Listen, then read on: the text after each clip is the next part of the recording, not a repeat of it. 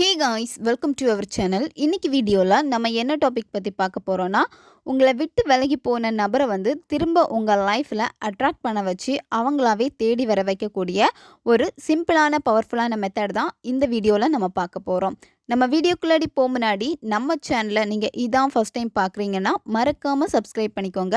பக்கத்தில் இருக்கிற பெல் பட்டனையும் கிளிக் பண்ணிக்கோங்க. அப்போ தான் நான் போடுற வீடியோஸ் உங்களுக்கு நோட்டிஃபிகேஷனில் காமிக்க. உங்களுக்கு எங்கிட்ட பர்சனலாக ஃபோன் கன்சல்டேஷன் எடுத்துக்கணும், இல்லை உங்களுக்கு விருப்பமான ஒர்க் ஷாப்பில் ஜாயின் பண்ணுறதுக்கு நீங்கள் இன்ட்ரெஸ்டடாக இருக்கீங்கன்னா நீங்கள் என்ன இன்ஸ்டா அல்லது மெயிலில் அதுக்கான டீட்டெயில்ஸ் கேட்டுக்கலாம். உங்களுக்கு பர்சனல் டேரோ கார்டு ரீடிங் தேவைப்பட்டனாலும் நீங்கள் என்ன இன்ஸ்டா அல்லது மெயிலில் டீட்டெயில்ஸ் கேட்டுக்கலாம். வாங்க வீடியோக்குள்ளாடி போகலாம்.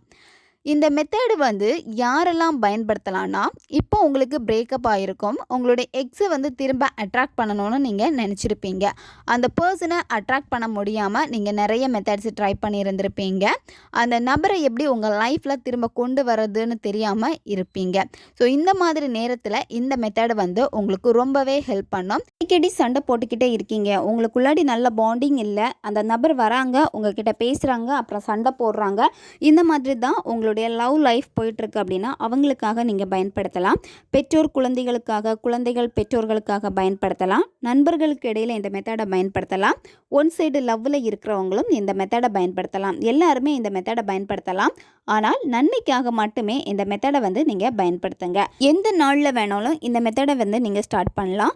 தொடர்ந்து நீங்கள் எவ்வளோ டேஸ் இந்த மெத்தடை நீங்கள் செய்யணும் அப்படின்னா, நீங்கள் 21 நாட்கள் தொடர்ந்து இந்த மெத்தடை ஃபாலோ பண்ணணும். இந்த மெத்தடை நீங்கள் சொல்லவும் செய்யலாம், இல்லை உங்களுக்கு சொல்ல முடியல, உங்களுக்கு எழுதுறது தான் ரொம்ப பிடிச்சிருக்கு அப்படின்னா நீங்கள் எழுதவும் செய்யலாம். நீங்கள் இப்போ இந்த மெத்தடை எந்த இடத்துல உட்காந்துட்டு செய்யணும்னா, உங்களுக்கு ரொம்ப பீஸ்ஃபுல்லாக இருக்கக்கூடிய ஒரு பிளேஸ் சூஸ் பண்ணிக்கோங்க. நிறைய பேருக்கு மொட்டை மாடியில் இருந்தால் பிடிக்கும், இல்லை பூஜை ரூமில் கொஞ்சம் நேரம் உட்காந்து ப்ரேயர் பண்ணால் பிடிக்கும், இல்லை வெளியே எங்கேயாச்சும் நேச்சர் கூட கொஞ்சம் நேரம் நின்னா பிடிக்கும். இந்த மாதிரி உங்களுக்கு நிறைய விஷயங்கள் இருக்கும். கொஞ்சம் பீஸ்ஃபுல்லாக இருக்கக்கூடிய ஒரு இடம், அந்த இடத்த பார்த்து நீங்கள் சூஸ் பண்ணிக்கோங்க. நீங்கள் இந்த மெத்தடை உங்கள் பெட்டில் படுத்துக்கிட்டே கூட இந்த மெத்தடை நீங்கள் செய்யலாம். இப்போ நீங்கள் நோட்டில் எழுதுறது தான் உங்களுக்கு பிடிச்சிருக்கு அப்படின்னா நீங்கள் பெட்டில் உட்காந்துட்டே இந்த மெத்தடை நீங்கள் எழுதலாம். இல்லை உங்களுக்கு சொல்கிறது தான் எனக்கு கரெக்டாக இருக்குது அப்படின்னா நீங்கள் படுத்துட்டு கூட இந்த மெத்தடை நீங்கள் செய்யலாம். ஃபஸ்ட்டு நீங்கள் உங்கள் மைண்டை ஒருநிலைப்படுத்தணும். எப்போ உங்கள் மைண்டு ரொம்ப அமைதியாக இருக்கோ அந்த இடத்துல நீங்கள் ஒரு மெத்தடை செய்கிறீங்க அப்படின்னா அது உங்களுக்கு சீக்கிரமாக மேனிஃபெஸ்டேஷன் ஆகும். உங்களுடைய மைண்டு ஒருநிலைப்படணும் அப்படின்னா நீங்கள் மெடிடேஷன் பண்ணணும். மெடிடேஷன்னா நீங்கள் அமைதியாக உட்காந்துக்கிட்டு உங்களுடைய மூச்சை மட்டும் கவனித்தா போதும். மூச்சை மெதுவாக உள்ளே இழுத்துட்டு மெதுவாக வாய் வழியாக நீங்கள் மூச்சை வெளியே விடணும். இந்த மாதிரி ஒரு 2 நிமிஷத்துல இருந்து 5 நிமிஷமாச்சும் மூச்சு பயிற்சியை நீங்கள் செய்யணும். இந்த மாதிரி உங்களுடைய மூச்சை கவனிக்கிறப்ப என்ன ஆகும் அப்படின்னா, உங்களுடைய மைண்டு பார்த்திங்கன்னா இப்போ டைவர்ட் ஆகிட்டே இருக்கும், ஒரு இடத்துல நிலையாக இருக்காது. சடனாக ஏதாச்சும் ஒரு விஷயங்கள் உங்கள் லைஃப்பில் அன்றைக்கி சண்டேலாம் போய் முடிஞ்சிருக்கும், இல்லை பழசை பற்றியே திங்க் பண்ணிகிட்டு இருந்து நெகட்டிவாக இருக்கீங்க அப்படின்னா அந்த இடத்துல இருந்து மாற்றி உங்களை ப்ரெசண்டில் கொண்டு வரும். அப்போ ப்ரெசண்டில் இனிமேல் என்ன பண்ண போகிறீங்க அப்படின்னு அந்த இடத்துல அந்த சுய நினைவோடு நீங்கள் செய்கிறப்போ அது உங்களுடைய ஆழ் மனதில் பதியும். அதுக்காக தான் நீங்கள் உங்கள் மூச்சை கவனிக்கணும். எந்த ஒரு மேனிஃபெஸ்டேஷன் நீங்கள் பண்ணுறதா இருந்தாலுமே உங்களுடைய ஆழ் மனதில் அது ஈஸியாக பதிஞ்சு அப்படின்னா அது உங்களுடைய ரியாலிட்டி லைஃப்பில் சீக்கிரமாக நடக்கவும் ஆரம்பிக்கும். அப்போது நீங்கள் எந்த ஒரு மெத்தடு செஞ்சாலுமே அதை உங்களுடைய ஆழ் மனதில் நீங்கள் பதிய வைக்கணும். முழுமையாக நீங்கள் நம்பணும். 100% நீங்கள் நம்பி செய்கிறப்போ அது உங்கள் ஆழ் மனதுக்கு போகும். ஆழ்மனம் என்ன செய்யும்னா, நீங்கள் நினச்ச விஷயத்த உங்கள் லைஃப்பில் அட்ராக்ட் பண்ணி கொடுக்கறதுக்கான வேலைகளையும் செய்ய ஆரம்பிக்கும். இப்போது நீங்கள் மெடிடேஷன் பண்ணி முடிச்சிட்டீங்க, அதுக்கு அப்புறம் நீங்கள் என்ன பண்ணணும் அப்படின்னா விசுவலைசேஷன் பண்ணணும். விசுவலைசேஷன் அப்படின்னா இப்போ அந்த நபர் உங்ககிட்ட பேசினா நீங்கள் எவ்வளோ சந்தோஷப்படுவீங்க, அவங்க எப்படி உங்ககிட்ட பேசணும்னு நீங்கள் ஆசைப்படுறீங்க, உங்களை ரொம்ப கேர் பண்ணணும், ரொம்ப லவ் உங்கள் மேலே காமிக்கணும், எப்போவுமே உங்ககிட்ட எல்லா விஷயத்தையும் ஷேர் பண்ணணும்னு நீங்கள் ஆசைப்படுவீங்க. ஸோ அந்த மாதிரி நீங்கள் நினைக்கிறீங்கன்னா நீங்கள் அதை விசுவலைசேஷனில் நீங்கள் கொண்டு வாங்க.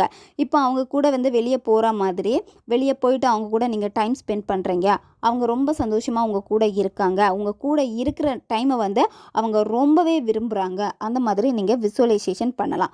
ரொம்ப லெந்தாக நீங்கள் விசுவலைசேஷன் பண்ணக்கூடாது. எண்ட் ரிசல்ட் மட்டும்தான் நீங்கள் விசுவலைசேஷனில் கொண்டு வரணும். 2 பேரை நீங்கள் மீட் பண்ணுறீங்க, உட்காந்துட்டு பேசுகிறீங்க, ரொம்ப சந்தோஷப்படுறீங்க. ஸோ இந்த மாதிரி அவங்கக்கிட்ட இருந்த அந்த பாண்டிங் உங்களுக்கு ரொம்ப ஸ்ட்ராங்காக கிடைக்கிற மாதிரி நீங்கள் விசுவலைசேஷன் பண்ணணும். விசுவலைசேஷன் பண்ணுறப்பவே அந்த உணர்வை நீங்கள் வெளிப்படுத்தணும். அவங்கள பார்த்தா எவ்வளோ சந்தோஷம் சந்தோஷப்படுவீங்க. உங்கள் உதட்டில் அவங்கள அந்த மாதிரி நீங்கள் விசுவலைசேஷனில் கொண்டு வரப்பவே சிரிப்பு வந்திருக்கணும். அந்த சிரிப்பில் அப்படியே ஃபீல் பண்ணி நீங்கள் போகிறப்போ உங்களுடைய ஆழ் மனதில் வந்து அது ஈஸியாக வந்து பதிய ஆரம்பிக்கும். இந்த மாதிரி நீங்கள் விசுவலைசேஷன் செஞ்சதுக்கப்புறமா இப்போ நீங்கள் நோட் எடுத்து எழுதுறதா இருந்ததுன்னா நோட்லேயே நீங்கள் எழுதிடுங்க. அப்படி இல்லை உங்களுக்கு சொல்கிறதுக்கு தான் கம்ஃபர்டபுளாக இருக்குது, நல்லா இருக்குது அப்படின்னா நீங்கள் அந்த மாதிரி கூட நீங்கள் ட்ரை பண்ணுங்கள். ஃபஸ்ட்டு என்ன பண்ணணும் அப்படின்னா, இப்போ அந்த பர்சன் உங்களுக்குள்ள பிரேக்கப் பண்ணிட்டு போயிட்டாங்க, சண்டை போட்டுட்டாங்க, பேசாமல் இருக்காங்க, கோவமாக இருக்காங்க அப்படின்னா நீங்கள் முதல்ல என்ன செய்யணும் அப்படின்னா, இப்போ அந்த பர்சன் போயிட்டாங்கன்னா அவங்க திரும்ப உங்கள் லைஃப்பில் வரணும். அப்போ நீங்கள் எழுத வேண்டியது, இன்றைக்கி அந்த நபருடைய பேரை போடுங்க. அவங்கள நீங்கள் என்ன நேமில் அதிகமாக கூப்பிடுவீங்களோ அந்த பேரை வந்து நீங்கள் எழுதுங்க. எழுதிட்டு இப்போ எக்ஸாம்பிள் நான் ஒரு நேம் வைக்கிறேன், அச்சு. இன்றைக்கி அச்சுவை திரும்ப என் லைஃப்பில் கொண்டு வந்து சேர்த்ததற்கு மிக்க நன்றி பிரபஞ்சமே. இந்த மாதிரி நீங்கள் எழுதணும். அடுத்த லைனில் நீங்கள் என்ன எழுதணும் அப்படின்னா, இன்றைக்கி நான் ரொம்ப சந்தோஷமாக இருக்கிறேன். இந்த சந்தோஷத்துக்கு முழு காரணமாக இருந்த இந்த பிரபஞ்சத்திற்கு மிக்க நன்றி. இந்த மாதிரி நீங்கள் எழுதணும். இந்த சென்டென்ஸை நீங்கள் 21 வாட்டி எழுதணும். இப்போ சொல்கிறதா இருந்துச்சுன்னா 21 வாட்டி நீங்கள் சொல்லுங்கள். சொல்கிறப்போ அந்த நபருடைய ஃபோட்டோ உங்ககிட்ட இருக்குன்னா அவங்களுடைய ஃபோட்டோவை பார்த்துட்டு இந்த வார்த்தைகளை நீங்கள் ரிப்பீட்டடாக சொல்லுங்கள். இது ஒரு அஃபர்மேஷன் மாதிரி. ஸோ இந்த வார்த்தைகளுக்கு அந்த அளவுக்கு பவர் இருக்குது. நீங்கள் சொல்லக்கூடிய ஒவ்வொரு வார்த்தைகளுமே சொல்ல அந்த உணர்வு நிலையை நீங்கள் வெளிப்படுத்திக்கிட்டே இருக்கணும். இப்போ அவங்க உங்கள் கூட தான் இருக்காங்க, அவங்க உங்கள் பக்கத்தில் கையை பிடிச்சிட்டு தான் அவங்க கூட உட்காந்துட்டு இருக்காங்க. அந்த மாதிரி ப்ரெசண்டில் அவங்க உங்ககிட்ட இருக்கிறாங்கன்னு நினச்சிட்டு நீங்கள் இந்த மெத்தடை செய்யணும். செஞ்சு முடித்ததுக்கப்புறமா நீங்கள் அப்படியே படுத்து தூங்கிடுங்க. உங்களுடைய மொபைல் எதுவுமே எடுத்து நீங்கள் பார்க்கக்கூடாது, யார்கிட்டையும் பேசக்கூடாது. அப்படியே படுத்து தூங்கிடணும். உங்களுடைய மைண்டை வந்து ஃப்ரீயாக வச்சுக்கோங்க.